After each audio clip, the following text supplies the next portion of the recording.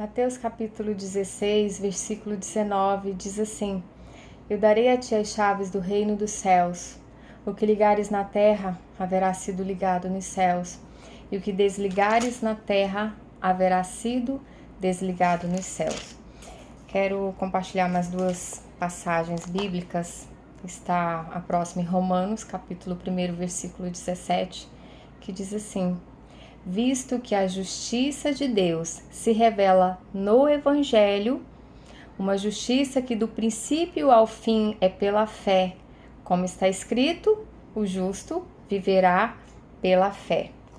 E a última passagem, bastante conhecida, que é Hebreus capítulo 11, versículo 1, mas essa Bíblia tem uma tradução muito legal, é a King James, e ela diz assim: Ora, a fé é a certeza de que haveremos de receber o que esperamos e a prova daquilo que não podemos ver. Eu vou ler de novo.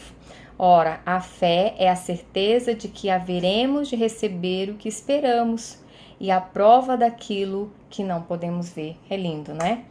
E a inspiração dessa palavra que diz, eu encontrei a chave, aleluia, a inspiração está aqui, ó, amarradinha aqui no meu pescoço, e essa chave me inspirou a meditar com você na palavra do Senhor. Eu vou contar rapidinho o que ela significa. Essa chave estava perdida há mais de um ano, e eu achei que eu tinha guardado num lugar tão bem guardado que eu não estava conseguindo achar. E é a chave de uma esteira, né? Uma esteira grande que eu tinha aqui em casa, e eu resolvi presentear a minha mãezinha. E a esteira foi, mas a chave não foi porque na hora eu não consegui encontrar. E fiquei procurando por muito tempo e não achava, e estava já bem frustrada e até com vergonha da minha mãe, né? Ganhou lá um trambolho enorme, mas não funcionava. Uma máquina pronta para funcionar, mas no seu painel de comando precisava ter uma chave encaixada.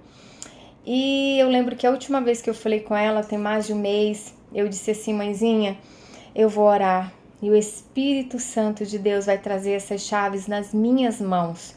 Eu não sei onde tá, mãe, eu já procurei, mas ele sabe e ele vai trazer para mim, porque eu já tive outras experiências assim. Eu orei, eu aguardei, eu esperei, não foi na hora que eu pedi, não foi do jeito que eu queria, mas na hora dele, ele sempre me respondeu.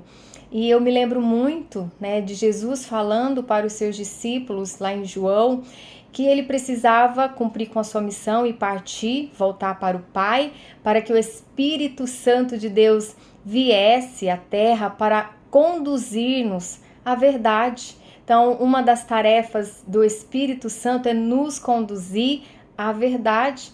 E eu precisava saber da verdade, onde estava essa chave, onde ela estava escondida. E eu orei.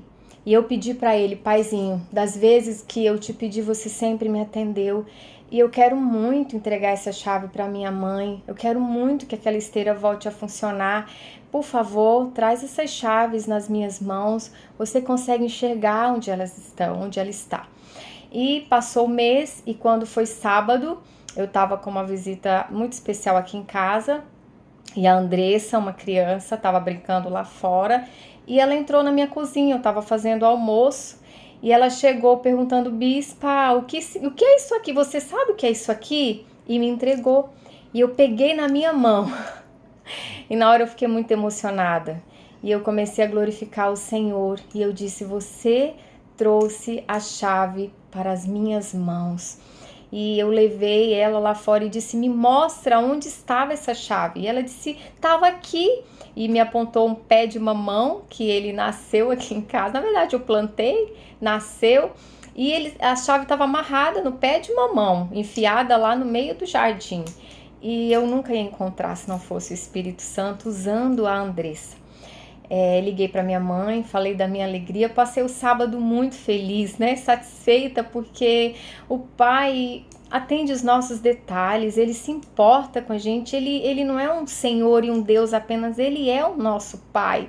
O que é importante para nós também é importante para o Senhor. E, enfim, passei meditando no sábado, né, sobre Mateus 16, 19, sobre essas chaves aqui que Jesus está falando para o seu discípulo Pedro. E eu pensei, eu preciso compartilhar, preciso deixar guardada essa recordação tão linda, né, do Espírito Santo na minha vida, e vou compartilhar com outras pessoas essa revelação da palavra de Deus. E para falar um pouquinho sobre o versículo 17, eu vou voltar um pouco, eu não vou ler, você pode ler na sua casa a partir do versículo...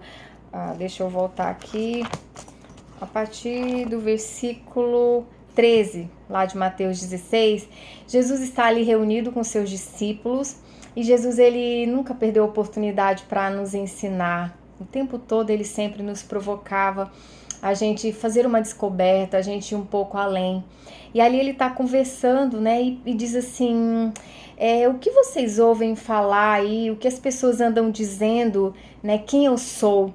E eles começaram a dizer, assim, respondendo, né? Aí não diz quem respondeu, mas a Bíblia dizia, eles responderam. Alguns dizem que você é João Batista, outros dizem que você é Elias, ainda há quem diga Jeremias ou um dos profetas. E o Senhor ouve, né, aquelas respostas, ótimo, né? Eles conseguiram dar a resposta do outro. Mas aí o pai olha para eles e diz assim, muito bem, né? Vocês ouviram bem o que os outros falam sobre mim. Mas e vocês? O que vocês acham que eu sou? Quem eu sou para vocês? E a pergunta volta, né, para dentro deles. E a Bíblia não fala os detalhes, mas eu fico imaginando, né, eles se entreolhando ali, aqueles discípulos, quem vai responder, quem fala primeiro. Talvez eu não tenha tanta certeza do que eu vou falar, mas um deles se arrisca. E Pedro, né, talvez pela personalidade que ele tinha, ele era mais ousado, ele era mais corajoso, às vezes um pouco mais nervoso, mas enfim, ele decide falar o que vem ao coração dele. E ele diz assim, tu és o Cristo, o Filho do Deus vivo. Aleluia. De todos aqueles discípulos, Pedro foi aquele que teve coragem de falar a verdade revelada dentro do seu espírito. E no versículo 17, Jesus lhe responde, abençoado és Simão, filho de Jonas, pois isso não foi revelado a ti por carne ou sangue, mas pelo meu Pai que está nos céus. Então aqui Jesus está dizendo assim, não foi uma revelação humana, não foi uma resposta como a que vocês me deram, né? Sobre o que as pessoas pensam que eu sou. Não foi uma resposta que partiu do conhecimento humano, mas foi uma resposta que veio do meu Pai, veio do céu para o seu Espírito. Há uma revelação aqui, há uma verdade, né? E há uma fé expressa. E ele diz assim, da mesma maneira eu te digo que tu és Pedro e sobre esta pedra, sobre esta revelação, sobre esta fé, sobre esta entrega, eu edificarei a minha igreja e as portas do inferno não prevalecerão contra ela. Então o que faz a nossa vida espiritual ser mantida nessa terra, apesar de tantos conflitos, apesar de tantas perseguições que a igreja sofre e ainda vai sofrer, mas o que faz ela permanecer ao longo de tantos anos é a verdade revelada dos céus. Não são os nossos discursos bonitinhos, bem feitos, não são os nossos comportamentos tão certinho, mas o que faz a igreja do Senhor prevalecer contra o inferno são as verdades reveladas do próprio Deus. E aí no versículo seguinte é que o Senhor diz para Pedro, porque não falou para os outros, né? Mas ele falou para aquele que manifestou uma fé diferente, uma fé revelada em coragem, em atitude, em comportamento e em palavras. E ele diz assim, eu te darei, Pedro, a chave do reino dos céus. E que chave é essa? Né? Que chave tão poderosa é essa que abre portas nos céus? A porta do céu está aberta, mas para a gente chegar lá, a gente precisa abrir a porta do nosso coração. Apocalipse 3:20, o Pai diz assim, eis que estou à porta e bato, se alguém ouvir a minha voz e abrir a porta, Veja a diferença, né? A porta do céu, o caminho estreito, a porta apertada, mas aberta o tempo todo, e a porta do coração humano fechada, né? Está fechada. Por quê? Porque cada um de nós tem um livre-arbítrio. Você tem a sua própria chave. E o Senhor diz assim para Pedro: dependendo da sua fé, eu te dou chave e você abre portas na terra que abrirão as portas do céu. E as portas que se abrem no céu também serão abertas aqui na terra. E sobre esse conceito de chave, né, eu fiquei imaginando, chave, a gente pensa em tantas palavras, em acesso, em entradas e saídas, em liberação, em permissão, em tanta coisa. Porta, não tem segurança se não tem uma chave, e cada fechadura tem a sua chave correta, ideal. Não dá para eu pegar a minha chave e tentar abrir a porta do meu colega, porque tem que encaixar, tem que dar certo, o código tem que conversar com a chave, né? Por isso que o coração humano, ele é único, ele é de cada pessoa. Então, a minha verdade, se ela está de acordo com a palavra de Deus, ela é uma verdade revelada que tem que prevalecer. Mas nem por isso eu tenho que fazer descer rasgando a goela do outro, só porque é a minha verdade. Se o código dele não falar com essa minha chave, não vai descer, não vai entrar. É por isso que o Pai, ele veio para salvar a todos. Mas não são todos que querem a salvação.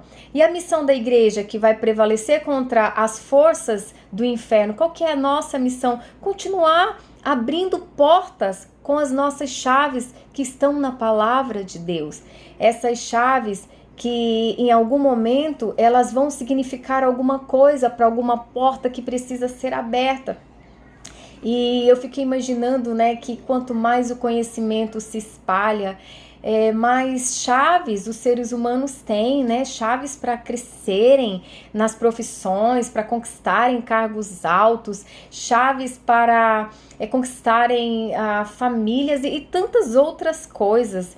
Mas se forem chaves apenas humanas e não tiverem por trás delas o poder espiritual, muitas vezes a gente vai ter chave que vai abrir apenas um conhecimento na terra, apenas um espaço na terra, mas às vezes essa chave que abriu a porta humana não está conseguindo abrir a porta espiritual. E aí mora um grande perigo, né? Porque a gente está fazendo descobertas na terra, a gente está se tornando poderoso na terra, conquistador na terra, mas esquecendo que a parte mais importante continua fechada. A gente continua em trevas, né? Muitas pessoas, elas estão em trevas e achando que estão na luz, porque a luz que elas possuem é uma luz humana. E essa luz humana não consegue refletir lá no céu, não consegue refletir na eternidade. E aí eu quero compartilhar com você Mateus capítulo 6, versículos 22 e 23. E diz assim: são os olhos a lâmpada do corpo. Se os teus olhos forem bons, todo o teu corpo será luminoso. Se, porém, os teus olhos forem maus, todo o teu corpo estará em trevas. Portanto, caso a luz que em ti há sejam trevas, que grandes trevas serão. Isso é muito perigoso, né? Aqui a Bíblia fala de olhos, os olhos sendo a lâmpada do corpo. Os olhos falam de uma visão, de um conhecimento, de uma atitude, de um comportamento. E se esses nossos olhos, como chave para as nossas vidas, eles estiverem somente no plano humano, nós precisamos nos preocupar. Será que a luz que está nos fazendo caminhar é a luz da palavra de Deus? Porque Salmo 119, 105 diz o quê? Lâmpada para os meus pés é a tua palavra e é luz para os meus caminhos. Então, se a gente está caminhando numa luz muito particular, muito própria, para cada pessoa tudo bem, não tem nada a ver. Mas se você acha que essa luz própria, ela está abrindo portas espirituais, não tá. Nós precisamos nos preocupar em adquirir das mãos do nosso Pai as chaves que vão abrir as portas celestiais, as portas da nossa entrada, da nossa salvação. Não que eu tenha que abrir lá em cima, mas eu preciso abrir aqui embaixo. eu preciso abrir dentro de mim, eu preciso entender que quando eu estou em trevas, todas aquelas pessoas que estão comigo, elas também poderão estar em trevas, né? Se eu sou a base de uma família, como mãe, como irmã, como amiga, se eu tenho sob os meus ombros pessoas que dependem dos meus acessos, das minhas entradas e saídas, então se em mim há trevas, como diz a Bíblia, cuidado, porque quão grandes trevas serão. E aí eu preciso me preocupar porque eu estou impossibilitando muitas vezes, né, pessoas de também conseguirem abrir as suas portas. E eu fiquei pensando sobre as maiores chaves do Evangelho. A igreja ela é muito criticada, né, porque tem pessoas que dizem assim, na igreja evangélica não pode fazer nada, mas eu bato nessa tecla o tempo todo, eu digo assim, ao contrário, nós podemos fazer tudo, mas podemos fazer tudo o que é justo, tudo o que é certo. Nós lemos aqui em Romanos sobre o evangelho, que esse evangelho ele é baseado na justiça e que o justo viverá pela fé.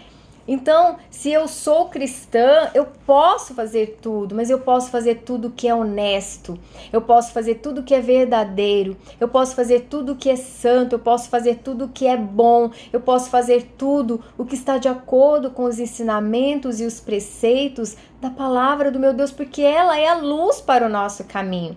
A palavra do Senhor, ela é a iluminação para os nossos passos, para os nossos olhos, para os nossos conhecimentos. Temos que ter a base cristã da palavra de Deus.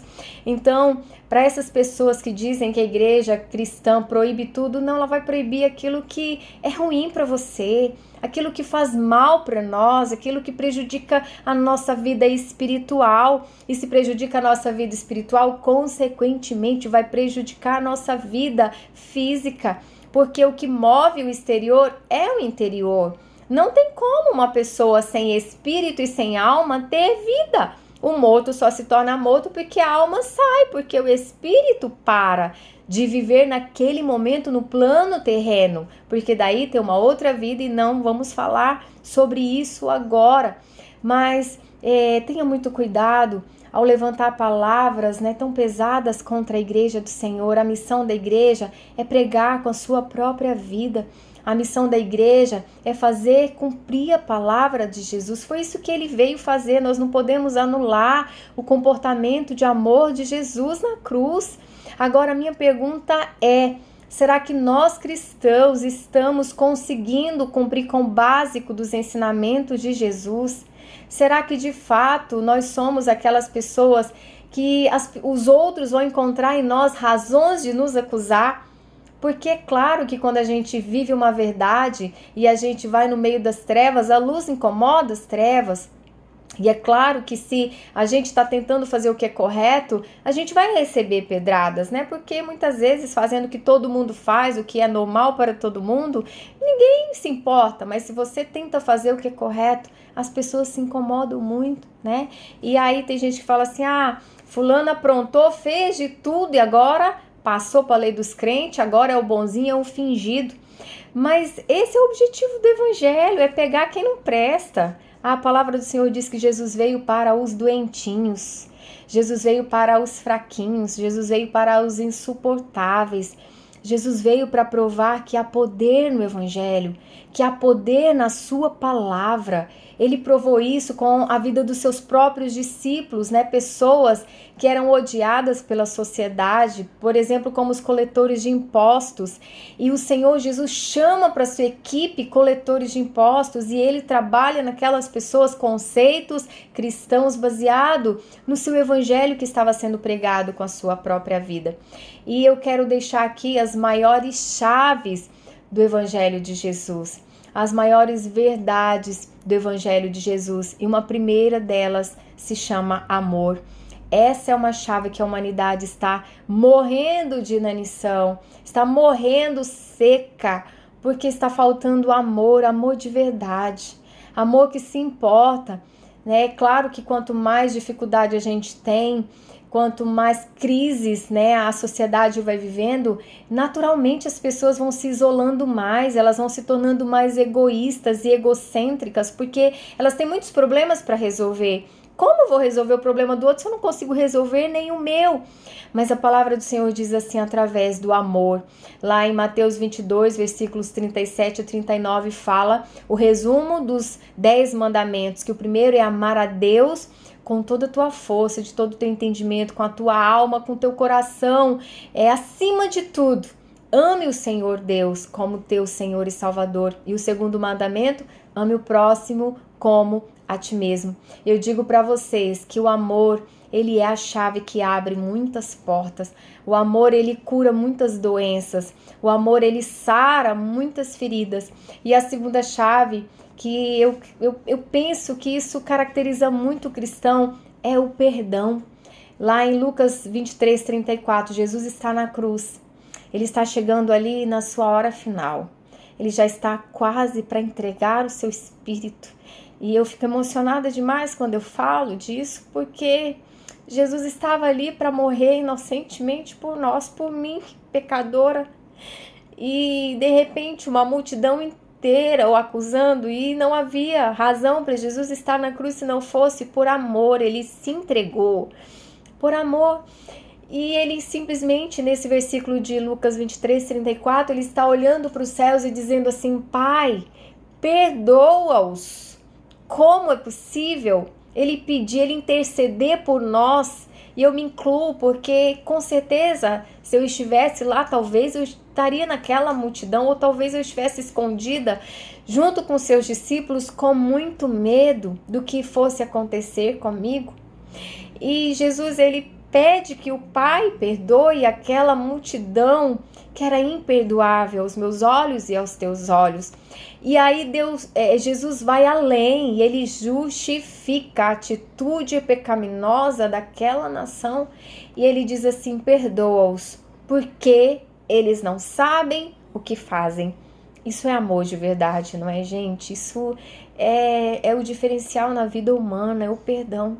Nós vamos viver ainda muito tempo ou pouco tempo, não sei, mas nessa linha que a gente tem ainda de tempo para viver, a gente vai ser magoado, a gente vai ser ofendido, porque a gente está convivendo com gente, com pessoas que pensam diferente de nós. E aí a gente vai vivendo com essa arma poderosa, que é o rancor, mas a gente também tem uma chave poderosa para abrir a porta e a gente vencer o rancor e a mágoa e a dor emocional da rejeição, que se chama perdão. Cristão que não trabalha o perdão não pode ser chamado de cristão, não pode querer ser como Cristo, né? A tônica dos cristãos tem que ser o amor e o perdão, senão a gente é só mais um com um título, né? Evangeliquez, com um título de religiosidade.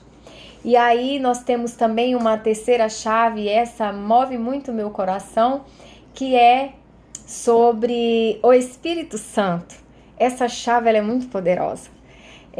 Através do Espírito Santo de Deus, a gente consegue romper com as nossas limitações, a gente consegue manifestar o sentido para a gente ter essas chaves, que é o arrependimento. Lá em Mateus 4,17, Jesus estava falando assim: arrependei-vos, porque é chegado o reino dos céus. Não dá para a gente receber nenhuma verdade, não dá para a gente começar a tentar raciocinar de acordo com a palavra de Deus se não houver dentro de nós um arrependimento, né? Se não houver dentro de nós uma verdade estabelecida. João 8,32 diz assim: e conhecereis a verdade, e ela te libertará. E qual é a verdade? A Bíblia é a verdade. Mas qual é a sua verdade? Será que a sua verdade é: eu nasci assim, eu vou morrer assim? Pensa de novo sobre essa sua verdade. Será que a sua verdade é: para mim não tem jeito, para mim essa situação já deu? Será que já deu? Então, se a gente parar para a gente, de repente, né, em vez de ficar magoado com uma crítica que a gente recebeu, se a gente para e pensa: deixa eu ver, será que é isso mesmo? Será que faz sentido? Será que eu sou desse jeito mesmo? E aí, naquele momento, de repente, você vai ser liberto, porque você encontra uma verdade. E aí você olha no espelho e diz, eu sou assim mesmo, eu sou arrogante, eu sou impaciente, eu sou crítica demais, eu sou nervosa demais, eu sou mentirosa, eu sou falsa, sabe? A gente vai pegando aqueles conceitos que a gente detesta, porque quando nos apontam um erro, a gente fica muito ofendido e a gente fecha o nosso raciocínio para que a gente sente para conhecer uma verdade. E se a gente senta para admitir, vai doer. Mas eu sempre uso aquela frase, aceita que dói menos. Dói, mas dói menos, porque você vai encontrar uma libertação, você vai encontrar um crescimento sobre isso que você está refletindo. Então você encontra o caminho do arrependimento, porque ninguém vai ao Pai sem um arrependimento, porque vai ser só mais um encontro. Idas e voltas, sabe aquelas pessoas que vão, que tentam, mas que voltam de novo para a estaca zero? É porque não houve um verdadeiro, um genuíno arrependimento, que é a tônica da fala de Cristo desde que ele começou o seu ministério. E eu vou concluir lendo, vou olhar para cá porque eu estou lendo no computador, mas lá em Lucas capítulo 11, versículos 9 a 14, diz assim: e eu vos digo a vós, pedi e dar-se-vos-á, buscai e achareis, batei e abrir-se-vos-á, porque qualquer que pede recebe, e quem busca acha, e a quem bate abrir-se-lhe-á. E qual pai que dentre vós o filho lhe pede pão e ele lhe dá uma pedra? Ou também se lhe pedir um peixe, lhe dará por peixe uma serpente? Ou também se lhe pedir um ovo, lhe dará um escorpião? Pois se vós, sendo maus, sabeis dar boas dádivas aos vossos filhos, quanto mais dará o Pai Celestial, o Espírito Santo, aqueles que lhe pedirem. Eu não tenho como não me emocionar, porque sem o Espírito Santo eu nem estaria falando aqui. Sem o Espírito Santo eu não teria condições de olhar para as minhas falhas e para os meus erros e chorar dizendo, Pai, tá doendo, mas eu preciso de cura nessa área, Pai. Me liberta nessa área. Por causa dele, dessa chave poderosa chamada Espírito Santo de Deus. Essa chave que me trouxe essa chave que me trouxe a maior chave, que é o conhecimento de quem Jesus é, a revelação do que ele significa para nós. E a palavra do Senhor, ela é a verdade, ela não pode mentir, ela não se contradiz. E ali está escrito, pedi e dar-se-vos-á, batei e achareis, porque todo o que pede, recebe. Então, a questão não é simplesmente pedir, mas pedir com revelação, pedir com fé, pedir com transformação de vida, pedir com entrega. E a Bíblia diz, vai acontecer. E é lindo que Jesus, ele encerra dizendo assim, se vós sois pessoas más, né? Vocês são maus, mas mesmo assim sabem dar boas coisas aos seus filhos. Quanto mais eu, né? Eu não vou dar só o que você está me pedindo, eu vou te dar muito mais, eu vou te dar o Espírito Santo. Eu vou te dar tudo, porque Ele é tudo na nossa vida. E quando Jesus fala ali, né, que Ele reconhece que nós somos pessoas más, mas Ele morreu por nós, isso é muito amor. É muito amor, sabendo que nós seríamos essas pessoas difíceis, pessoas más, pessoas fechadas, pessoas tão críticas, mas Ele resolveu nos amar. Ele resolveu pregar com a própria vida. E eu me lembro aqui de uma fala, eu estava com uma amiga esses dias, muito querida, e ela me contando que estava evangelizando uma pessoa. E essa pessoa disse para ela, olha, eu já andei em tudo, já andei em candomblé, já andei no espiritismo, já andei em tanta coisa. E eu quero encontrar Deus, eu quero sentir Deus. O que é sentir Deus? Me explica, porque ela é uma menina cheia de Deus. E ela transmitia Deus tocando seu violão, cantando, enfrentando uma situação muito difícil em oração. E ele viu aquilo e ele disse para ela, me fala o que é sentir Deus, eu preciso. E ela tentou falar muito, mas ainda assim ele estava sedento, insatisfeito com aquelas respostas. E ela disse assim, mas fulano, a sua mãe não é evangélica? Então você deve estar vendo Deus na vida dela. E essa é a parte triste da história, né? Que ele respondeu assim, a minha mãe ela é evangélica, minha mãe é crente, ela é da igreja, mas eu não vejo Deus na vida dela. E isso é muito triste, né? Não que eu possa pegar a fala dele e dizer que isso é verdade, porque eu não conheço a história da mãe dele para dizer que ele estava tendo uma visão errada. Mas digamos que realmente seja, né, aquela pessoa que tem aquele título, aquela roupagem, né, de um crente, de um salvo, mas que as suas atitudes, aquelas que vêm de dentro para fora, não lhe corroboram. Não assinam embaixo dizendo que realmente aquela pessoa é cristã de verdade. Então, se isso realmente é nesse contexto, é muito triste. Aí a gente pode lembrar de Mateus 6:23, né? Aquele que está em trevas, pense bem, porque não é apenas uma pequena treva, serão grandes e terríveis trevas.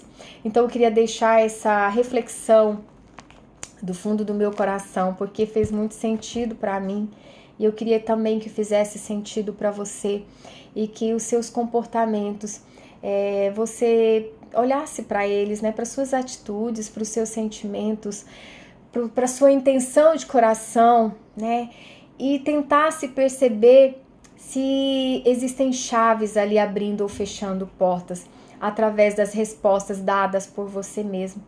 E que a gente consiga olhar para o Evangelho e que eu consiga ser essa pessoa e você também, que a gente chame para a nossa vida essa responsabilidade de praticar aquilo que Cristo veio praticar com a própria vida e não apenas com palavras, mas com o seu dia a dia, que as pessoas olhem e vejam luz em você, vejam realmente o sal na sua vida, não apenas falando, mas vivendo.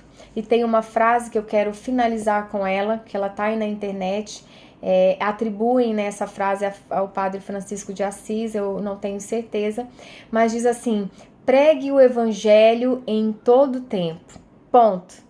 Se necessário, use palavras. Então o evangelho nem sempre vai ser só pregado, falado, mas ele tem que ser vivido, ele tem que ser experienciado.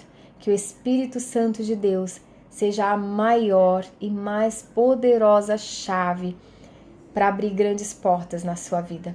Deus nos abençoe. Deus esteja conosco, no nome de Jesus.